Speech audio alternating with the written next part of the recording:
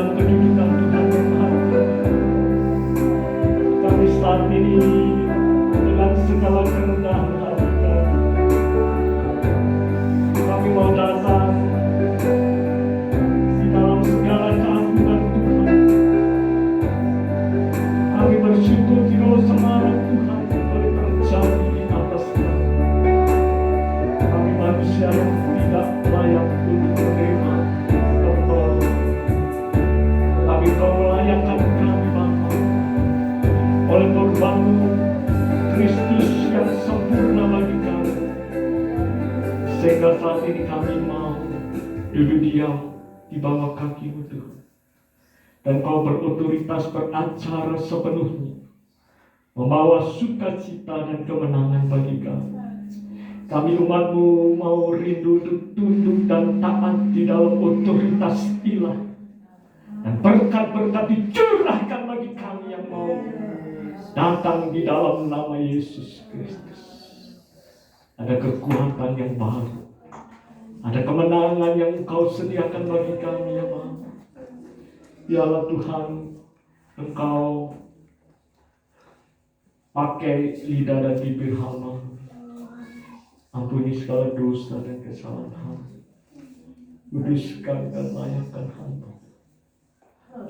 Engkau sembunyikan hamba yang hina ini di belakang salib, sehingga benar-benar kami hamba menjadi penyambung lidah-Mu ya Bapa, dan suara Elohim boleh terdengar di dalam setiap telinga yang mengalami pencerahan dari Tuhan.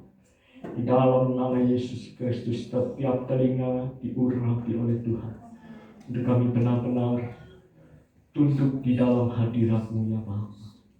Dalam nama Yesus, Kau memakai setiap jemaat-Mu yang sudah memberikan segala pujian penyembahan sebagai dupa yang harum di hadapan Kau.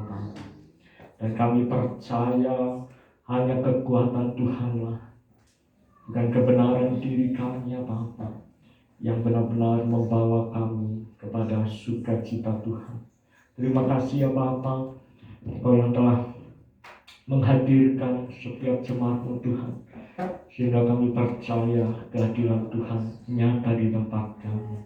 Terima kasih Tuhan buat kesempatan hari ini Tuhan, kami boleh mendengarkan, kami boleh memberikan hati kami sebagai tanah yang subur, yang siap untuk ditanam.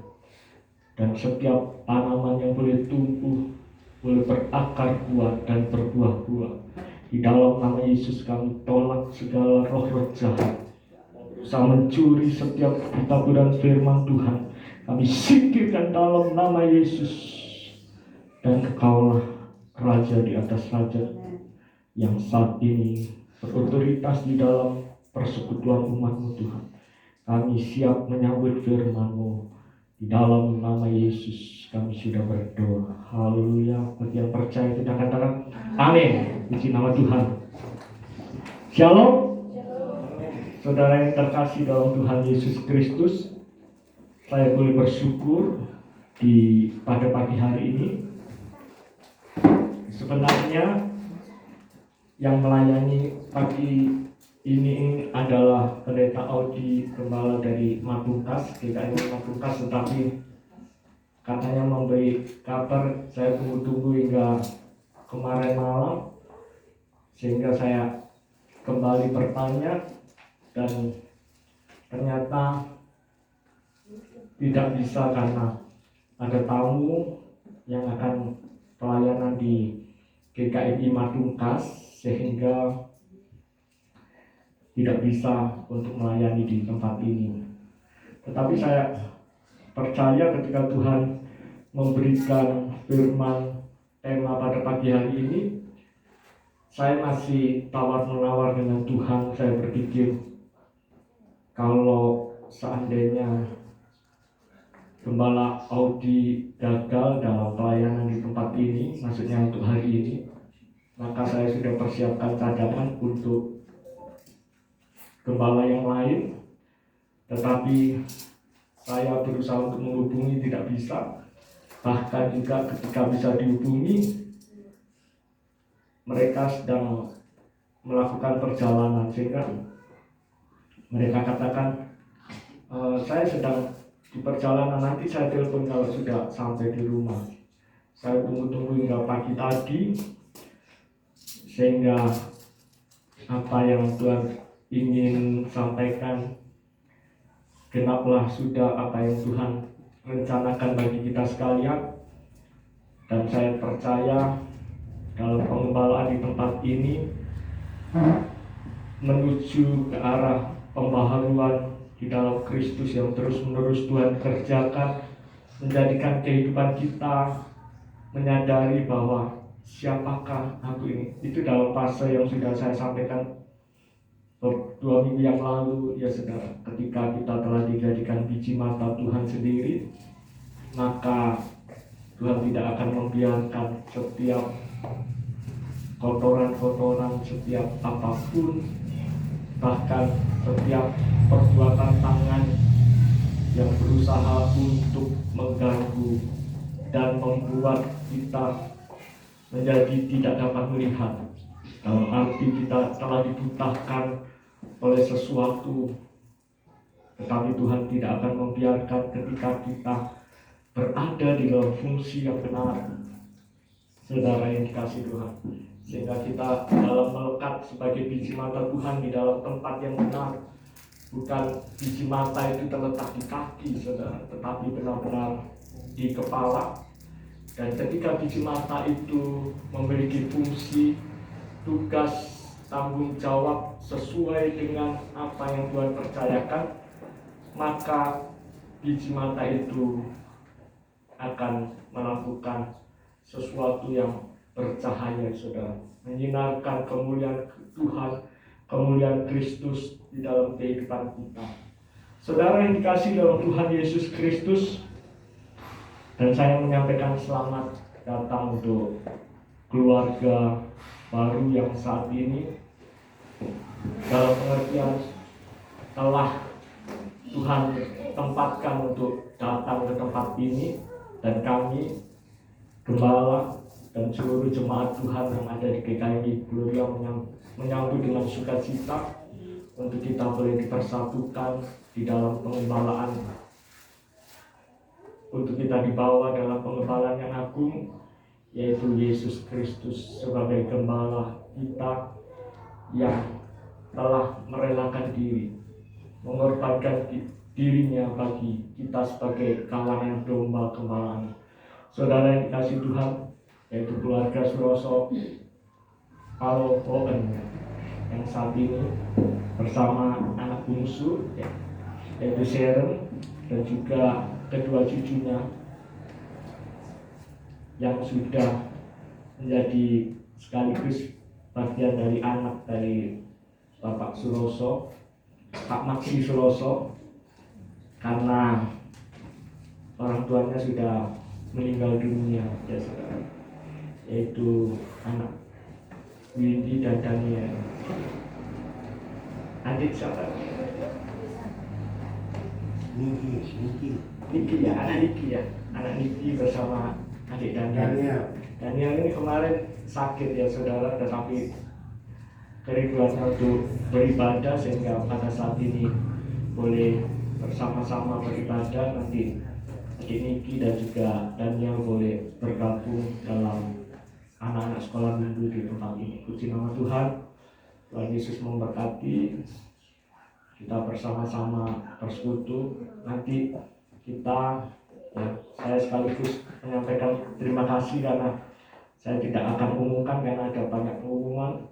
Terima kasih kalau nanti ibu-ibu juga boleh berpartisipasi membantu untuk membantu Omak juga memasak, ya, memasak di tempat ini untuk keperluan ibadah wilayah sebentar yang akan dilaksanakan di tempat ini pada pukul 3 sore nanti. Tetapi Gembala Hani Kolamban yang memohon maaf karena perjalanan harus menempuh sekitar 4 jam, sehingga dia memohon kalau diizinkan apa boleh nanti ibadahnya dimulai pukul terlambat setengah jam 3.30 atau setengah 4. Saya katakan iya boleh ya saudara. Tapi ketika Pak Gembala tanya apakah on time, saya pikir karena Gembala ini nggak senang ya saudara kalau ada keterlambatan. Ini ciri khas anak-anak Tuhan yang saat ini di akhir zaman ini mengajarkan kita untuk selalu mendisiplin diri, mendisiplin setiap waktu. Karena firman katakan bahwa pergunakanlah setiap waktu yang ada karena hari-hari ini adalah jahat. Jadi jangan sampai kita yang dipergunakan oleh waktu, tetapi kita mempergunakan waktu untuk sebagai suatu kesempatan seperti pujian tadi yang dibawakan oleh keluarga Suroso Paluhon, yaitu kesempatan yang tiada pernah berulang kembali ya saudara. Sehingga ketika kita sadar kita diberikan segala kesehatan, berkat, anugerah, rahmat, dan kemurahan Tuhan, yang kita sadari bahwa segala hal yang diberikan bagi kita itu adalah sesuatu yang tak terbatas, tetapi sanggup datang kepada kita yang terbatas ya saudara, termasuk di dalam pribadi Kristus yang sempurna mau mengosongkan dirinya sama seperti seorang hamba saudara. Jadi kita percaya bahwa kemuliaan Tuhan itu akan terjadi dalam kehidupan kita jikalau kita telah melepaskan ya saudara, tidak lagi mengenakan segala sesuatu yang kita anggap sebagai sesuatu yang berharga, yaitu kemuliaan diri kita, kebenaran diri kita. Saudara yang dikasih dalam Tuhan Yesus Kristus, kita akan belajar kebenaran firman Tuhan pada pagi hari ini yang terdapat di dalam Kolose pasal yang ketiga. Hanya satu ayat ya saudara.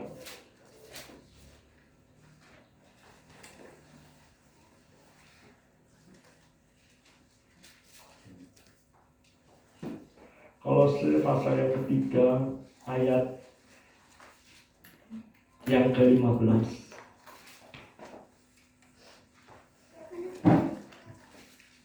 Kalau saudara sudah menemukan semuanya, katakan amin, dan setelah itu langsung bangkit berdiri.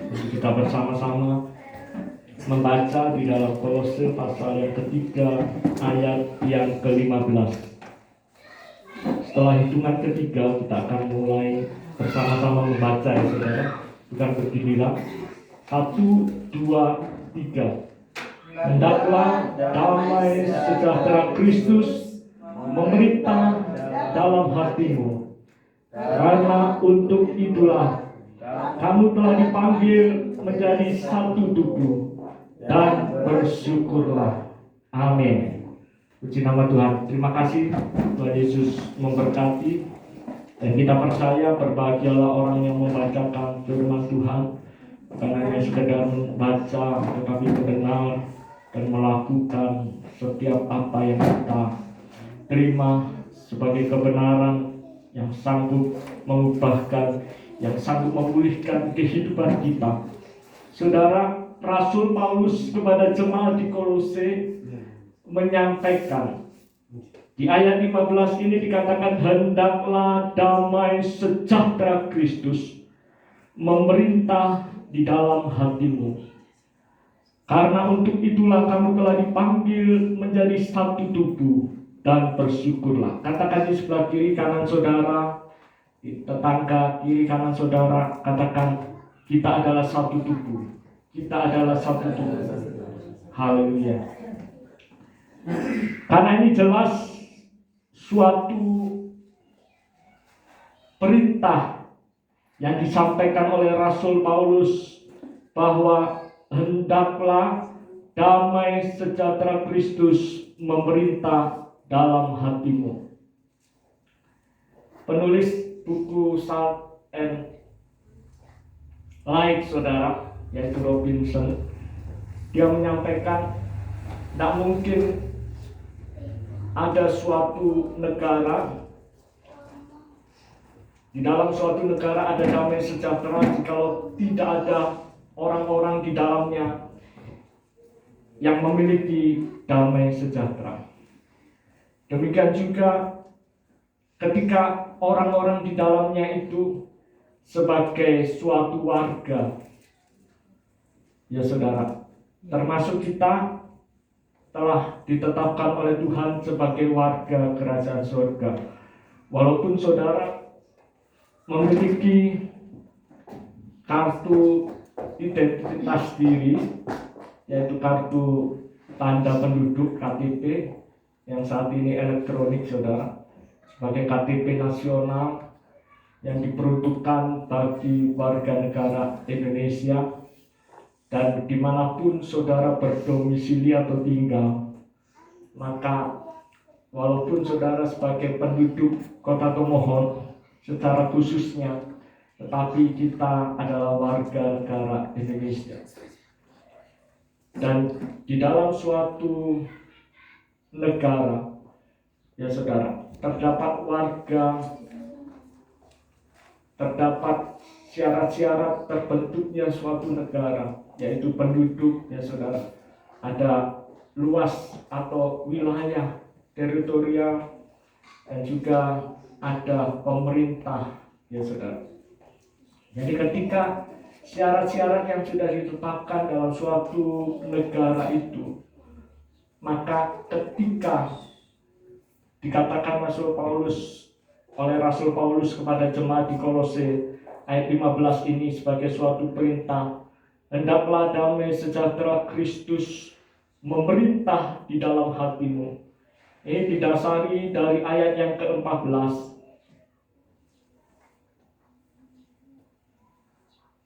yang mana Rasul Paulus ayat selanjutnya dari ayat 15 itu, karena untuk itulah kamu telah dipanggil menjadi satu tubuh dan bersyukurlah. Dan ketika Robinson ini menulis dalam bukunya itu, saudara, dia sampaikan ketika tidak ada damai dari antara orang-orang yang tinggal dalam suatu negara yang disebut warga negara, tidak terjadi damai.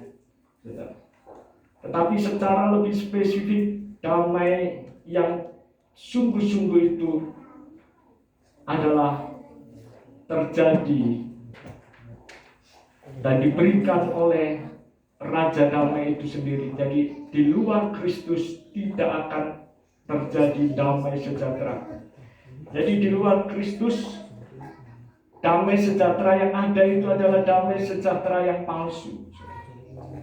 Sehingga itulah sebabnya, walaupun kalau kita sebagai orang yang telah datang kepada Kristus, tetapi yang kita perintahkan untuk damai sejahtera ini terjadi dalam kehidupan kita, ya saudara, tetapi bukan damai sejahtera Kristus yang telah tinggal di dalam hati kita. Rasul Paulus sampaikan ketegasan di dalam hal ini, disampaikan bahwa hendaklah damai sejahtera Kristus memerintah di dalam hatimu, ya saudara. Jadi ini adalah suatu hak secara penuh, di mana Yesus sebagai Raja Damai itu sudah memberikan damai sejahtera, ku tinggalkan, ku berikan kepadamu.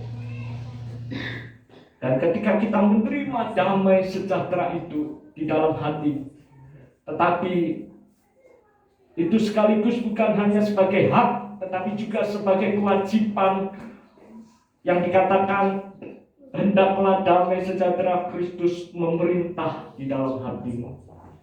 Ketika hati kita seringkali tidak diperintahkan oleh damai sejahtera Kristus, karena kita tidak menyadari, ya saudara,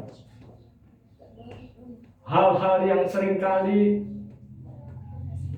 sebagai suatu strategi iblis untuk menciptakan damai sejahtera palsu. Dan ini digencarkan oleh iblis supaya manusia-manusia ilahi ini mengalami kejatuhan-kejatuhan. Sehingga yang tadi disebutkan ketalahan-ketalahan, keputusasaan, menyerah di dalam hidup. Saudara yang dikasih dalam Tuhan Yesus, ada yang dasari yang sangat penting ketika kita telah menerima hak secara penuh, yaitu damai sejahtera Kristus tinggal dalam hatimu. Saudara, saya minta maaf kalau ciri saya itu seringkali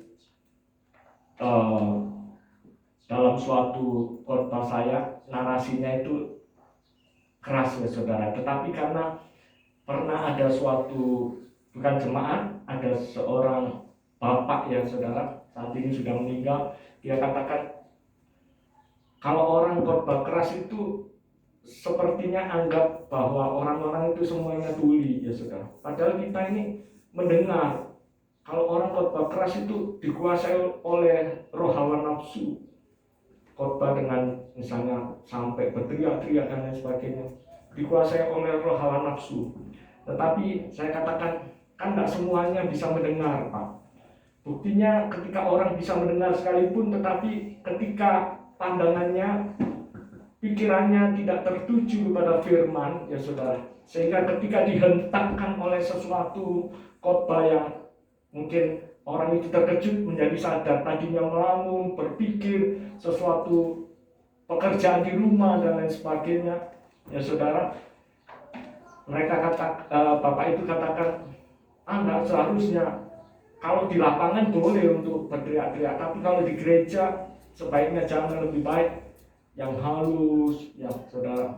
Bahkan mungkin saya katakan kalau sampai ada orang yang tidak dipuaskan karena tidak mengerti, bahkan tidak bisa mendengar ya saudara. Ini yang salah siapa? Karena papa saya sebagai yang sudah tidak bisa mendengar secara jelas karena ada pendengaran yang terganggu. Papa saya katakan sebagai orang tuli ya saudara, kalau seandainya sampai tidak bisa menjangkau, ini yang salah siapa? Telinga papa atau ini si pengkhotbah yang tidak bisa memberikan suaranya secara jelas ya saudara. Jadi bukan salah Tuhan, tetapi tentu ketika pengkhotbah ini sudah berusaha untuk menyampaikan secara keras, tetapi karena kendala ada mic yang tidak bisa berfungsi sebagaimana mestinya sehingga sampai tidak bisa terdengar ya. Ini kesalahan yang disebut dengan human error saudara, kesalahan manusia. Dan kesalahan seperti itu sebagai manusia yang bisa memanage harus seminimal mungkin jangan sampai terjadi kegagalan, kesalahan-kesalahan. Dan ini yang dipelajari dalam suatu manajemen sumber daya manusia, saudara. Saudara yang dikasih dalam Tuhan Yesus, bukan karena saya dengan latar belakang ekonomi sehingga saya menyampaikan ini kepada jemaat, tidak saudara, tetapi di dalam semua keseluruhan tubuh, jiwa, roh kita ini harus termanage dengan baik, saudara.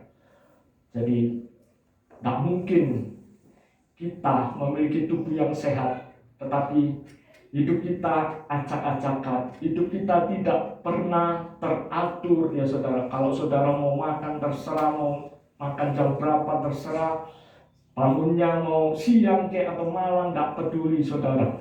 Sehingga carut-marut terjadi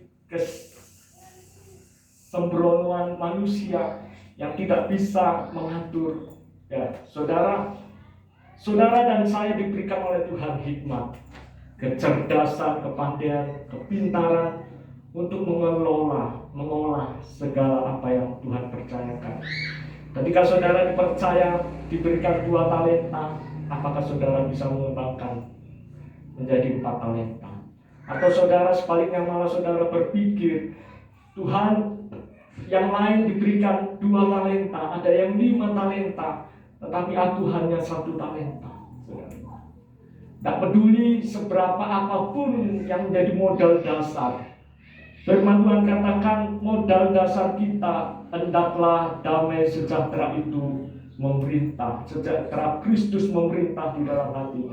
Ini sebagai suatu modal dasar yang cukup bagi kita untuk kita melaksanakan suatu kewajiban, untuk kita melakukan apa yang Tuhan mau dalam kehidupan kita. Ketika kita hadir, ya saudara, dan benar-benar damai sejahtera Kristus memerintah, sebagai suatu kesadaran yang penuh bahwa kita dipanggil untuk menjadi satu tubuh. Kalau secara pikiran yang logis, saudara, kalau tubuh ini, tidak mungkin satu tubuh ini menyakiti anggota tubuh yang lain. Kita harus ingat bahwa satu tubuh terdiri dari banyak anggota, bukan satu tubuh atau bukan satu tubuh terdiri dari satu anggota, tidak, saudara. Atau banyak tubuh yang Rasul Paulus ini sampaikan, hanya satu tubuh. Kita dipanggil untuk menjadi satu tubuh. Entahkah saudara sebagai tangan atau sebagai kaki saudara.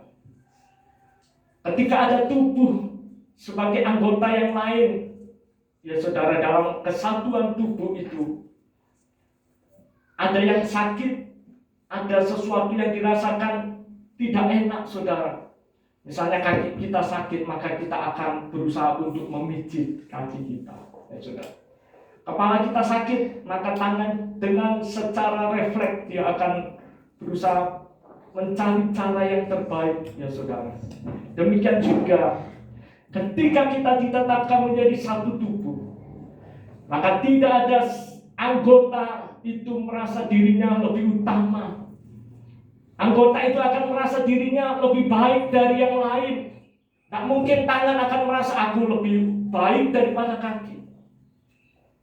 Tetapi kecuali orang yang tidak dikuasai secara pikiran Kristus, yaitu hendaklah damai sejahtera Kristus memerintah di dalam hati. Saya pernah lihat ada orang menyakiti dirinya, saudara. Dia katakan, aku ini orang yang bodoh, ya saudara. Dia pukuli kepalanya, ya saudara. Dia tinju kepalanya, tak peduli kepalanya sakit, ya saudara. Dia tinju, dia merasakan aku ini bodoh. Aku ini tak bisa berbuat apa-apa. Saya katakan sebagai modal dasar yang cukup, tak peduli saudara harus pandai berbicara di mimbar. Semuanya itu nol di hadapan Tuhan ketika saudara melakukan segala pelayanan kepada Dia, tetapi tanpa didasari sepenuhnya. Ini bukan soal perasaan atau soal pikiran, ya saudara, tetapi benar-benar di dalam hati ini, di mana Tuhan telah berdiam. Tidak tahukah bahwa tubuh kita adalah rumah Tuhan? Tidak tahukah bahwa tubuh kita adalah rumah Allah? Baik Roh Kudus yang senantiasa kita harus mengetahui dengan sejujur-jujurnya. Apakah kita merusakkan tubuh ini yang tanpa dengan kita pedulikan bahwa di dalamnya ada kemuliaan Tuhan di dalam tubuh kita. Saudara yang dikasihi dalam Tuhan Yesus Kristus, kalau Rasul Paulus sampaikan, karena untuk itulah kamu telah dipanggil menjadi satu tubuh dan bersyukur. Tidak ada seorang pun kalau tanpa menyadari bahwa diri kita ini adalah satu tubuh untuk mewujudkan karya Tuhan yang sempurna dalam hidup kita. Karya Tuhan yang sungguh-sungguh secara kompleks menjadikan kehidupan kita adalah kehidupan yang tiada bercacat dan bercela di hadapan Tuhan. Jangan katakan, aku tak merasakan damai sejahtera lagi di gereja. Itulah sebabnya kalau Tuhan berikan aku damai sejahtera, maka aku datang beribadah. Ini suatu pemikiran yang salah, mindset yang salah, yang harus dirubah. Harus sadar sepenuhnya. Jikalau tubuh yang adalah tempat kediaman Tuhan, dan kita adalah menjadi bagian yang telah diikatkan menjadi satu tubuh. Saudara, ada seorang berkata, Pak Pendeta, rumah tanggaku saat ini tidak ada lagi damai. Bagaimana kalau ini sudah seringkali ditampilkan di media sosial. Papa, mama, lebih enak ya kalau aku ini menjadi HP. Kenapa? Iya, karena Papa lebih memperhatikan HP daripada aku. Demikian juga mama lebih memperhatikan HP. Ya saudara, itulah sebabnya jangan persalahkan ketika anak-anak juga sudah larut mempergunakan waktu dan kesempatannya. Tidak lagi bisa bercengkrama antara satu dengan yang lainnya. Tidak lagi bisa membicarakan suatu masa depan yang penuh pengharapan di dalam Kristus, yang mana dasar yang sempurna yaitu Alkitab yang tidak pernah salah, yang membawa kehidupan ini terus masuk dalam proses Tuhan. Saudara yang dikasihi dalam Tuhan Yesus Kristus, entahkah dengan alasan sesuatu yang dibungkus secara rohani, saya dulu katakan saya mau menjadi berkat bagi banyak orang. Saya akan bagikan kebenaran firman sehingga waktu saya lebih tersita, waktu saya lebih sibuk untuk saya sampaikan, saya bagikan firman Tuhan. Ini masih lebih mending, saudara. Tetapi saya sadari waktu saya untuk datang mendekat kepada Tuhan. Kenapa damai sejahteraku yang tinggal di dalam aku, yang diberikan oleh Kristus ini tidak aku perintahkan untuk ketika saya sebagai gembala dan saya mengangkat tangan dan saya katakan damai sejahtera Kristus mengalir dalam kehidupan saudara. Dan benar-benar damai itu terjadi dalam kehidupan saudara. Bukan hanya sekedar sebagai peacemaker membuat damai, tetapi dimanapun kehadiran saudara membawa damai. Saudara yang dikasihi dalam Tuhan Yesus Kristus, saya sangat menjadi suatu hal yang sangat menyedihkan dalam kondisi yang saat ini terjadi. Begitu banyak orang sudah dikuasai oleh HP.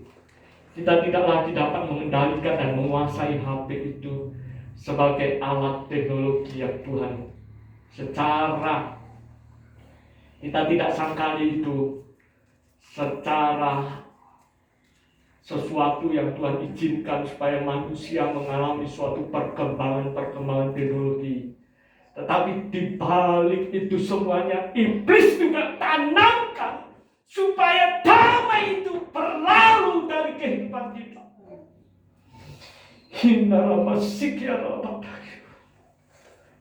Saudara yang kasih dalam Tuhan Yesus, sehingga waktu-waktu untuk Tuhan itu semakin berkurang. Saudara katakan, Tuhan, Engkau tahu Tuhan, tubuhku saat ini lelah, capek, sehingga waktuku banyak terbuang. Saudara, saya katakan terus terang kepada anak saya yang kedua, Joses, jangan sampai kita ikut pelayanan ke sana kemari, tetapi kita tidak merasakan, ya saudara, kita tidak merasakan kehadiran Raja Damai itu. Saudara, kalau hanya sekedar formalitas, saudara, buat apa kita capek-capek datang ke gereja? Mungkin sesuatu yang penat yang kita hasilkan. Mungkin, saya katakan mungkin, berarti itu tidak harus menjadi suatu pakem patron yang sungguh-sungguh, tetapi menjadikan suatu tanda tanya bagi kita. benar-benarkah kita sudah merasakan kuasa ibadah ketika datang di dalam rumah Tuhan? Saudara yang dikasih dalam Tuhan Yesus, kualitas ilahi yang benar-benar terjadi ketika kita sadar, kesadaran sepenuhnya bahwa hak dan kewajiban. Tentu seorang tidak akan melaksanakan kewajiban ketika tanpa hak itu telah diterima terlebih dahulu. Secara sadar bahwa Kristus telah rela mati bagi saudara dan saya. Secara sadar bahwa kematian Kristus itu mendatangkan suatu kemenangan bagi kita. Dan ketika malaikat datang kepada para gembala, kabar damai sejahtera itu terjadi, yaitu di palungan akan lahir Raja Damai. Dan ini sesuatu hal yang berbeda, karena di palungan itu biasanya terletak binatang, bukan Yesus sebagai Raja. Ini bertolak belakang dengan sistem kerajaan dunia. Saudara yang dikasih dalam Tuhan Yesus Kristus, itulah sebabnya bahkan kita harus membayar harga, saudara, ketika kita harus melaksanakan kewajiban, melakukan kewajiban, ya saudara, atas hak secara penuh yang Tuhan berikan dalam kehidupan kita.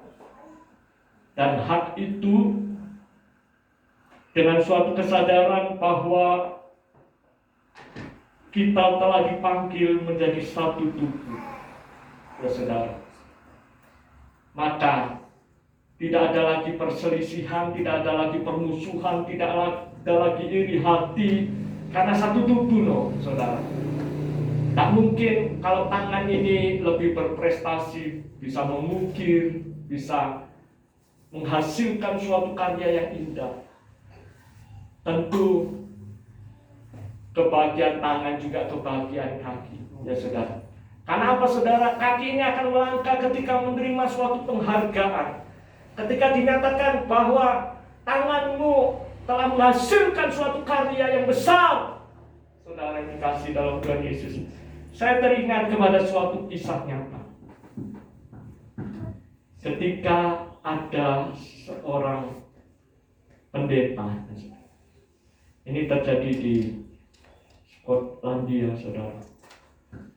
Ketika ada seorang pendeta yang diutus Tuhan untuk melayani pekerjaan Tuhan di tempat yang terpencil, di suatu desa yang sangat pelosok, saudara.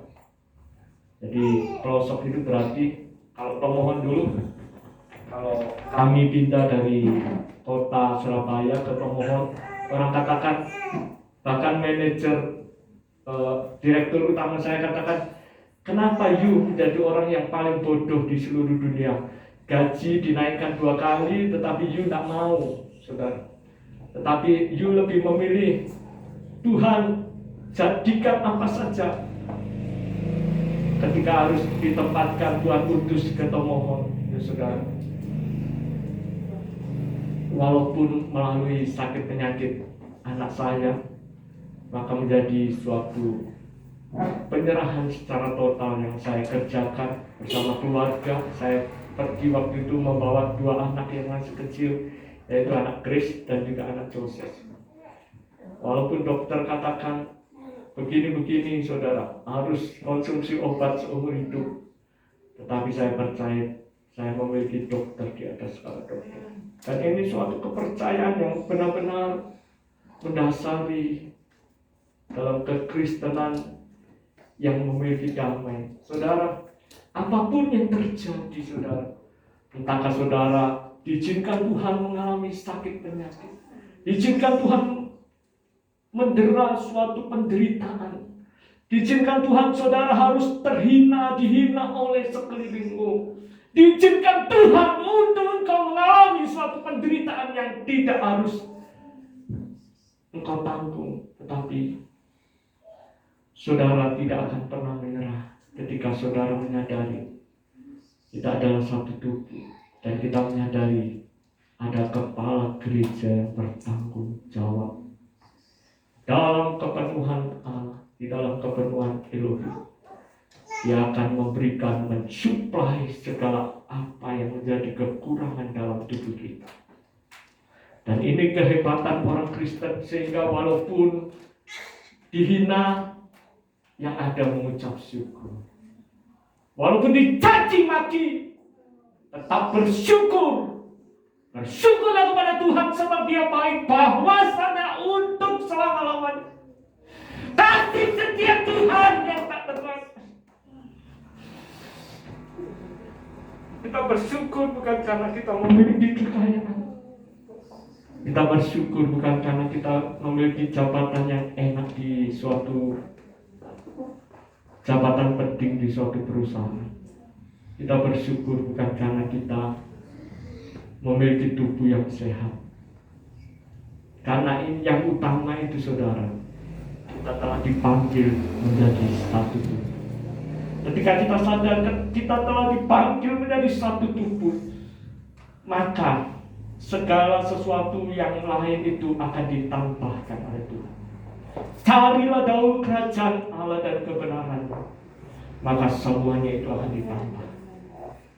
Bukan kita mencari sesuatu yang adalah tambahan-tambahan atau bonus saudara, bukan. Semuanya itu mudah bagi Tuhan. Ketika Tuhan mendapati, hai hamba-Ku yang setia, masuklah dalam kebahagiaan Tuhanmu.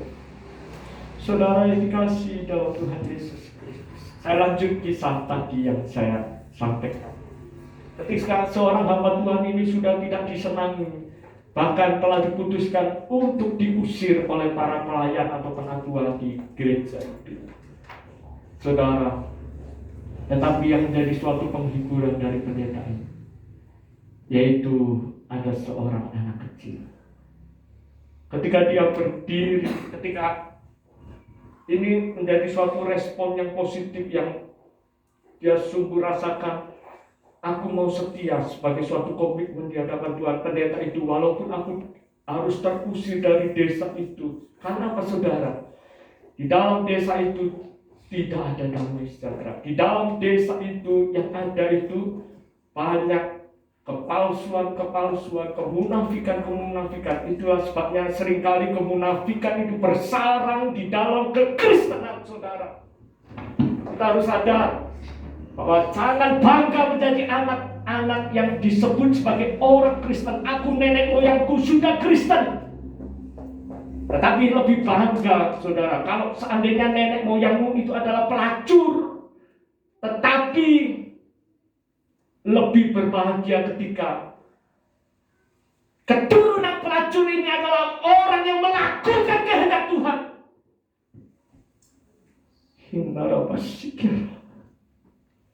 Saudara yang dikasihi dalam Tuhan Yesus Kristus, sehingga kesetiaan dan ketekunan pendeta ini, walaupun dia harus terusir dari desa itu, yang sungguh-sungguh adalah suatu kebahagiaan yang dirasakan. Walaupun secara nyata tidak ada hasil buah, karena belum 1 tahun dia harus terusir.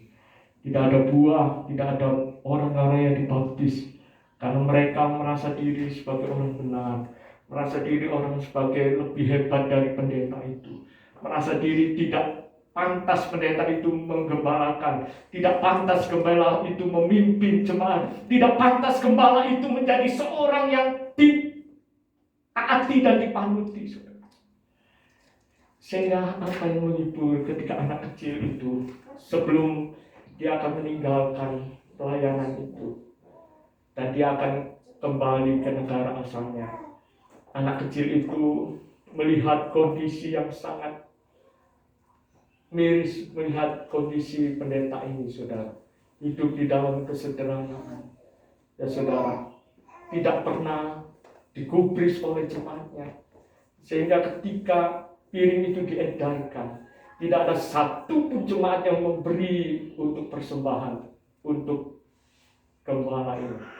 Maka yang dilakukan anak kecil ini, dia berdiri di atas piring ini. Dia katakan, aku tidak memiliki apa-apa, tetapi aku mau mempersembahkan tubuhku ini sebagai persembahan yang hidup, yang kudus, dan yang berkenan di hadapan Tuhan. Dan pendeta ini menangis, mencucurkan air mata. Saudara yang kasih dalam Tuhan Yesus Kristus, tahukah saudara, di tahun 1817, dia, anak kecil ini, menjadi utusan Injil, melayani, menjadi pelopor pelayanan di Afrika Selatan. Saudara yang kasih dalam Tuhan Yesus Kristus, jerih payahmu tidak sia-sia. Ketika engkau dipersatukan dalam satu tubuh, maka ada kemuliaan Tuhan yang akan nyata dan terjadi dalam keluarga, dalam masyarakat di mana engkau tinggal, di mana engkau berada. Engkau berjemaat di gereja ini, engkau memiliki suatu hasil yang indah yang boleh kita bawa di hadapan Tuhan. Mungkin gembalamu bisa mengecewakanmu, mungkin gembalamu tidak sempurna, ada sesuatu kesalahan, tetapi engkau memandang Yesus yang telah menjadikan hamba ini sebagai alat bagi kemuliaan Tuhan.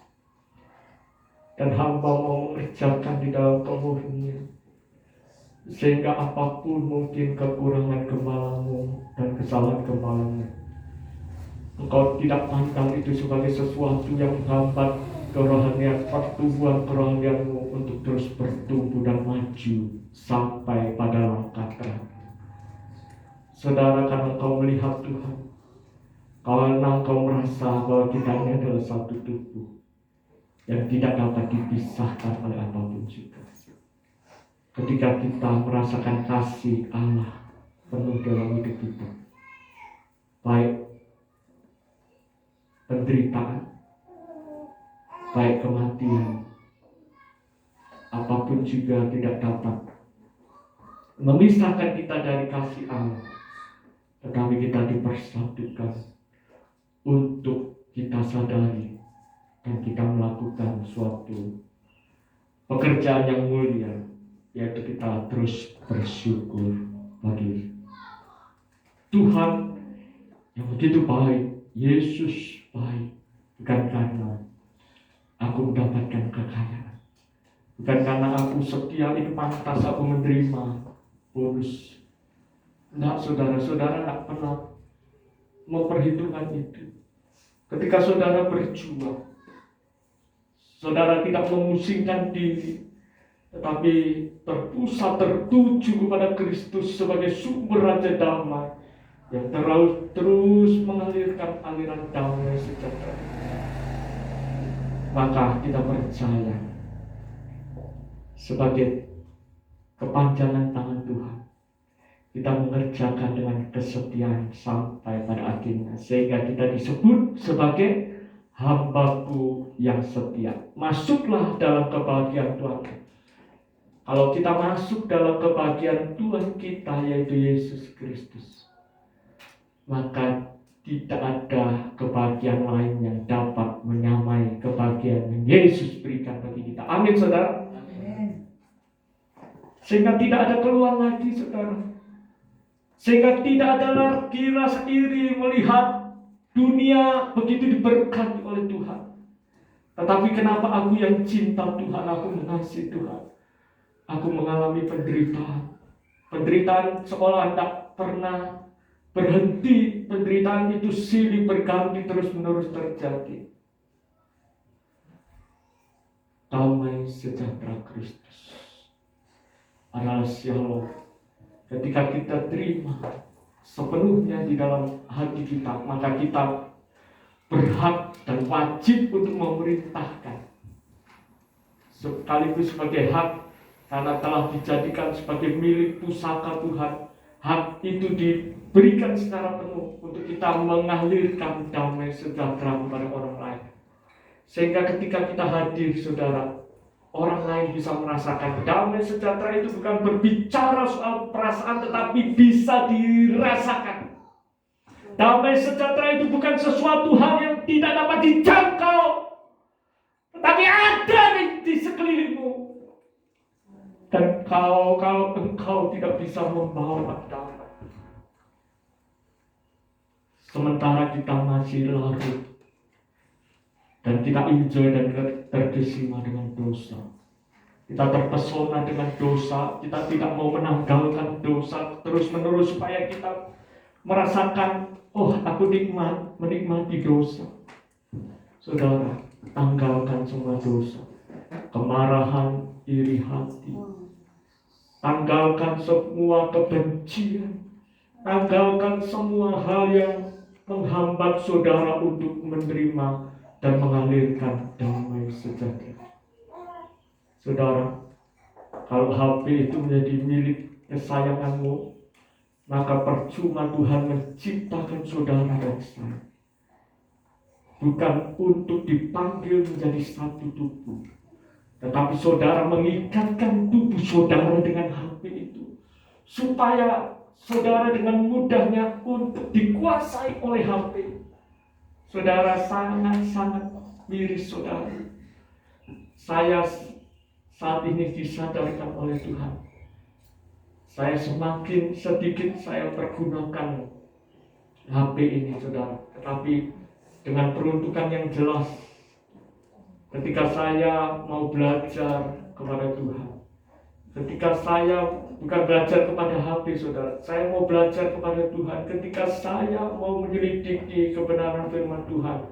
Kalau seandainya dengan Alkitab ini saudara, kalau ada aplikasi di HP ini, ya saudara, ada saatnya saya mau bergaul kali dengan Tuhan, ya saudara, saya buka aplikasi, karena di aplikasi HP ini mata saya bisa melihat dengan jelas, ya saudara, sehingga pandangan saya tidak kabur dan banyak hal yang bisa membantu, ya saudara. Tetapi jangan sampai kita dipergunakan oleh HP sama dengan waktu yang mempergunakan kita, memperbudak kita, menjadikan kita sebagai hamba dan budak yang tanpa disadari kita telah disetir kemanapun.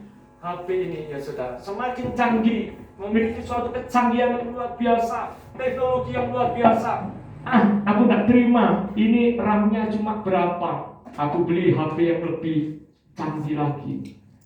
Padahal itu, walaupun ini bukan hanya sekedar, orang katakan orang tidak lagi pusing kalau tidak bisa makan, tetapi orang menjadi pusing kalau tidak memiliki kuota saudara. Aduh, kasihan saudara. Orang tidak lagi pusing kalau tidak bisa mencukupi kebutuhan keluarganya, tetapi ini kebutuhan bro saudara. Aduh, kasihan. Di dalam nama Yesus Kristus, aku patahkan setiap hal yang menghambat pertumbuhanku untuk semakin aku teralih pandanganku kepada Kristus. Maka aku mau menanggalkan semua itu yang menahan. Aku mau menanggalkan sesuatu yang membuat saudara tahu bahwa pencemaran nama baik bukan langsung dikatakan, oh maaf ya ini, Yonatan kamu jelek, kamu itu nggak bisa kerja apa-apa. Udah saudara, tetapi di medsos tanganmu sama harimaumu saudara. Di medsos orang mencemarkan nama baik, langsung ketika orang yang dicemarkan itu tidak terima, lapor polisi, langsung ditangkap, ya saudara. Jadi saudara, kita harus bertindak bijak, ya saudara. Di dalam hati ini berbicara kepada kebijaksanaan. Kalau kita pakai kebijaksanaan sendiri, bukan kebijaksanaan Kristus, maka yang kita akan temui adalah kegagalan. Itulah sebabnya orang Kristen jangan mau digagalkan oleh sesuatu yang menjadi penyebab adalah diri kita, kesalahan diri kita. Kita harus sadar bahwa diriku salah, aku mau perbaiki, aku mau retreat, ya saudara. Mengundurkan diri dalam pengertian. Itulah sebabnya saya rindu anak-anak muda nanti. Kalau waktu liburan boleh retreat, saudara. Mengundurkan dari segala aktivitas dan terfokus, tertuju untuk mau ya saudara. Mengulang kembali apa yang menjadi sesuatu penyebab menjadikan aku tidak bisa mencintai Kristus. Kenapa hubunganku saat ini menjadi suam? Kenapa aku tidak lagi hangat seperti dulu lagi? Bukan hanya sekedar ku takkan seperti dulu lagi, tetapi kita katakan ku mau seperti dulu lagi, saudara. Saudara yang dikasih dalam Tuhan, maunya seperti apa dulu? Seperti apa, saudara? Dulu sebelum orang mengenal Kristus, yang suka mabuk, ya saudara, suka miring-miring, ataukah dulu aku mencintai Tuhan? Tak peduli hujan atau panas aku, walaupun tak dijemput atau dijemput Pak Gembala, aku datang, aku mengasihi Tuhan. Karena aku sadar bahwa Kristus terlebih dahulu mengasihi aku. Puji nama Tuhan, dalam firman Tuhan yang telah kita dengarkan bersama, menjadi sesuatu yang sungguh-sungguh mengingatkan kita, menyadarkan kita bahwa kita ini berharga loh di mata Tuhan. Bahwa kita adalah sesuatu milik pusaka Tuhan. Itulah sebabnya Tuhan tidak mau diri kita dicemarkan oleh berbagai-bagai pencemaran dunia. Saudara keluar rumah, ya saudara, pencemaran itu ada, saudara. Ketika saudara melihat pemandangan orang yang berpakaian mini, waduh, kalau tidak dilihat sayang ya. Tapi kalau dilihat, ini melanggar firman. Saudara dengar yang mana, saudara? Saudara yang dikasih, banyak pencemaran, polusi udara. Bukan hanya sekedar polusi udara, pencemaran rohani ini yang sanggup untuk mematikan. Ya saudara, ingat khotbah minggu lalu, saudara, apa yang dapat mematikan, yaitu ketika kita tidak sanggup berharap kepada pengharapan kekal yang Tuhan berikan. Ya saudara, kalau saudara tidak makan berapa hari, saudara masih dapat hidup. Dan kematian rohani ini yang seringkali tidak disadari oleh orang-orang Kristen, anak-anak Tuhan. Kematian rohani ini sehingga kita merasa kita hidup, saudara. Padahal kita mati, ya saudara. Kita tidak bisa bangkit, kita tidak bisa bergerak. Sama dengan pangsui, saudara, mati separuh dan lain sebagainya. Itulah sebabnya selagi saudara diberikan, berdayakan itu semaksimal mungkin. Apa yang Tuhan percayakan itu menjadi bagian yang kita turut ambil bagian di dalam pelayanan kasih yang Tuhan berikan. Puji nama Tuhan. Kiranya firman Tuhan ini memberkati kita sekalian. Tak akan angkat satu pujian. Hidup ini adalah kesempatan. Jangan pernah menyia-nyiakan kesempatan waktu.